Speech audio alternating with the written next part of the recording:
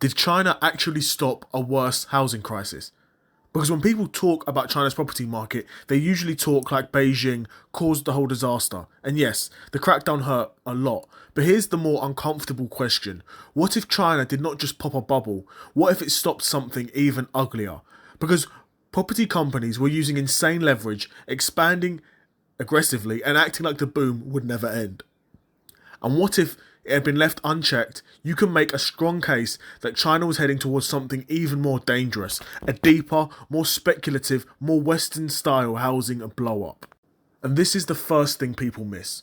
Beijing did not wake up one day and randomly decide to attack developers. It was reacting to a model that was getting out of control. Developers were borrowing heavily, pre-selling apartments aggressively, rolling debt forward, buying more land, taking more risk, then depending on rising prices and constant expansion to keep the machine alive. That works until it doesn't. And when it doesn't, it gets ugly fast. That's why China introduced the three red lines policy in August 2020.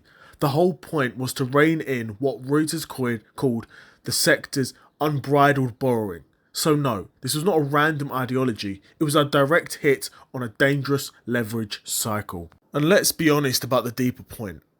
The nature of capitalism is expansion. If profit is the target, then companies push, and they push hard. More leverage, more projects, more land, more margins, more speculation. And when risk rises, the temptation is not to slow down, it is to go even harder, because companies start needing bigger returns to justify the bigger risks.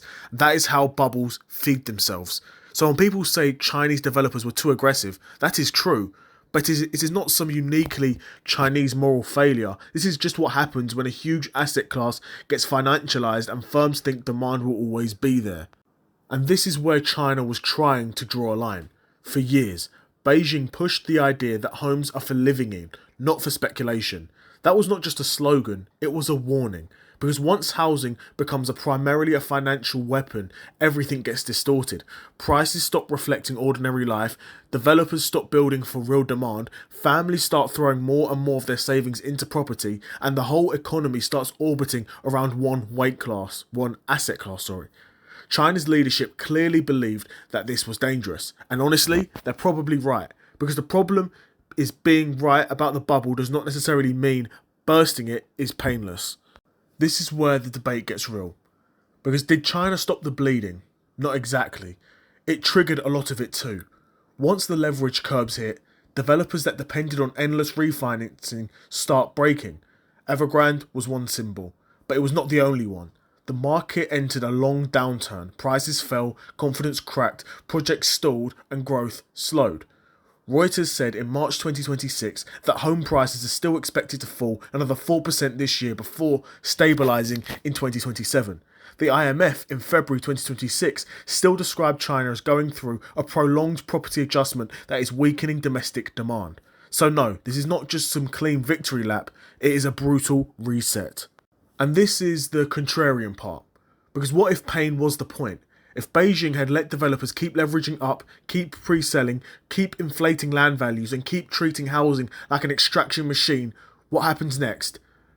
Probably bigger debt, bigger speculation, higher prices, more household exposure, more systemic risk, and then when it finally breaks, it breaks even harder. And that is the real argument here. China may not have avoided a housing crisis, but it may have prevented a much bigger one. A slower Western-style rot where prices keep inflating, leverage keeps building, and normal people get squeezed harder and harder just trying to live. This is not crazy, it is plausible. And this is the difference between China and a more hands-off model. Beijing was willing to crush developers if it thought the broader system was becoming unstable.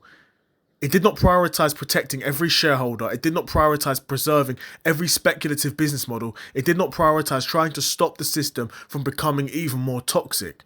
Then once things got too ugly, it shifted into containment mode. Project whitelists, bank support, pressure to finish homes, a push towards selling completed homes instead of just endless pre-sales. By early 2026, developers had delivered around 7.5 million delayed homes under the rescued effort, according to Chinese media citing housing ministry data. And that tells you that Beijing was not trying to save the old model, it was trying to stop the fallout from destroying trust completely.